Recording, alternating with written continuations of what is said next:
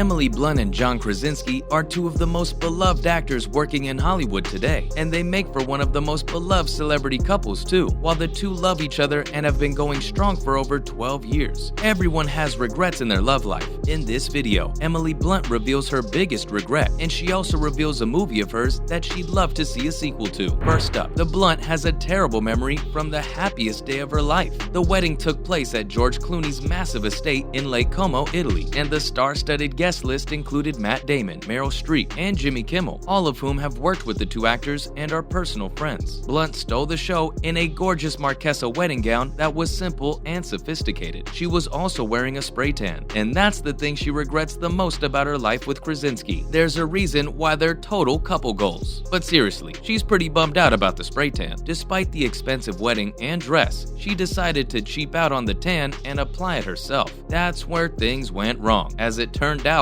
patchy. Another reason why the spray tan bothered her was that since the wedding was on a hot summer's day, her sweat washed off the tan a little bit, causing it to stain her dress. Those stains really pinch her when she looks back on her wedding photos. Either publicly available photos don't show the stains, or it's one of those things that sticks out to her, but not so much to everyone else. We do feel for her though, because you only get one wedding, right? So it's natural to want that wedding to go off without a hitch. We'd say Emily is glad she had a wedding, even with a bad spray tan job. Moving on, if you're someone who wants a sequel to The Devil Wears Prada, know that Emily is on the same boat. Inspired by the offices of Vogue magazine and its imperious editor-in-chief, Anna Wintour, the movie sees Andy struggling to earn the favor of her own editor-in-chief, the imperious Miranda Priestley. By the end of the movie, Miranda recommends Andy to a higher-up job at another company, even as she refuses to acknowledge her with a casual hand wave on the street. Depending on who you are, you'll know this movie best for its portrayal of the fashion industry and the journalism that covers it. Or perhaps you know it for its exploration of toxic workplace cultures and the way stress spreads out from a toxic leader. Or maybe you just think of it as one of the best showcases of Meryl Streep's boundless talent. Emily Blunt, though, associates the movie with two things: cool fashion and bad eyeshadow. Appearing on The View, the actress talked about how horrifying the green eyeshadow on her character was, and that the movie needed a sequel to correct that mistake. She'd also love to work with the movie's cast again, which also featured Stanley Tucci, Gisele Bündchen, and a bunch of cameos from the who's who of the fashion industry. Coming up, a sequel is more likely than you'd think. As we're sure you know, the movie was adapted from a novel by author Lauren Weisberger. What you might not know is that the book has only 2 sequels, published over pretty long intervals. Published in 2013, which was 10 years after the previous novel, Revenge Wears Prada: The Devil Returns catches up with Andy in her life after Runway magazine. The book sees Andy form an unexpected alliance with Emily, and the two start a chic bridal magazine called The Plunge. Things are going great at first, with Andy writing and traveling and Emily running marketing and logistics. But things take a dark turn for Andy at her wedding. A secret letter reveals dark truths about her life and career, and it's leading her back to the devil herself. 5 years after that, Weisberger published When Life Gives You Lululemons, which was the 3rd installment in the Prada trilogy. This book catches up with Emily, who's found even greater success as an image consultant. Unfortunately, this newfangled era of social media seems to be getting the better of her. Her story gets entangled with A-list celeb Carolina Hartwell and law firm partner Miriam. We leave the fashion industry to explore life in the high-class suburbs of Greenwich, Connecticut, where nothing is as it seems. Even aside from these novels, fashion and publishing are Weisberger's bread and butter. Really, any of her novels could be worked into a Prada sequel. Now, despite source material, Emily Blunt probably won't get the sequel she wants, and there are a couple of reasons why. For starters, Blunt's co-stars aren't on the same page as her. Meryl Streep has specifically said that she isn't interested in doing a sequel to the movie, while Anne Hathaway said that she'd love to reunite with the cast, but not for a Prada sequel. In her opinion, the story ended on a great note as is. The Devil Wears Prada also didn't make a lot of money at the box office, despite all the star power and positive press. Sure, it was 2006, and audience tastes were different, and we're living in a time when Hollywood is relying more on sequels and franchises than ever before. All the same, The Devil Wears Prada just didn't have a very inspiring commercial performance. Moreover, Revenge Wears Prada just didn't get very good reviews. Its score on Goodreads, the book version of IMDb, sits at a measly 2.97 stars out of 5. Part 3 did better, and its score is 3.75 out of 5. It's also not about the fashion industry, and the only thing it has in common with the other Prada novels is the character of Emily Charlton. So adapting these novels will not guarantee success, and Hollywood won't take a chance while shelling out for these 3 stars again. The final reason is one that Blunt points out herself. The whole concept concept of the movie is super dated now. Vogue has a long history and a rich heritage as a fashion magazine, and that's why everyone and their Gen Z children know what it is. It's the reason why Winter is still a titan of the industry. But when was the last time you personally read an issue of Vogue, or any magazine? If you didn't pick up a mag on your last trip to the doctors, you may not have read a magazine in a really long time. Asking today's audience to care about magazines is a stretch. You can hardly get them to care about a movie about newspapers unless it's a modern classic like Spotlight. The fact is that physical media like magazines are going the way of the dodo, and thousands of magazines that were around at the time of The Devil Wears Prada have since shut their doors. It's only magazines like Vogue itself that are still around, able to keep going on the strength of their reputation. A movie about Miranda Priestly and Runway magazine just won't be all that relatable to moviegoers today, and relatability was a big part of the movie's appeal. We've all engaged with the fashion industry in some way, and tons of people have workplaces as toxic and difficult as the one at Runway. But the concept of a magazine, and especially one with Vogue levels of prestige, will be kind of foreign to young people today. Now, what if we could revisit the concept of the movie in a different way? Magazines have gone away, but what has replaced them? Online journalism. Blogs like BuzzFeed are filling the hole left behind by magazines, with the difference being that you can access them from any device you have at your disposal. It's easy to assume that the offices of these major blogs will have work environments that are a mix of Runway and Silicon Valley's Pied Piper. After all, they represent an intersection of content and technology. Blogs deal with a lot of the same sort of things that magazines had to deal with, but they have certain challenges unique to them. Online advertising, search engine optimization, trying to do print and video content under one roof, and so on. Working for these online blogs can be super stressful, even if your boss isn't an Anna Wintour type. A movie about this would be different in many ways from The Devil Wears Prada, but it might be able to scratch the same itch. We all know how much Hollywood loves its remakes, so maybe they should remake The Devil Wears Prada for the 2020s age of digital content. It would be better if they released it under a new title, but we know at this point that Hollywood loves reusing old successful titles. That does mean we won't get an Anne Hathaway, Emily Blunt, and Meryl Streep reunion though, which was supposed to be the whole point. That's it for today's video. Would you be down for a sequel to The Devil Wears Prada? Should it stick to the magazine office format of the original, or try to adapt the concept for the current times? Let us know in the comment section below, and don't forget to like, share, and subscribe. Thanks for watching, and we'll see you next time.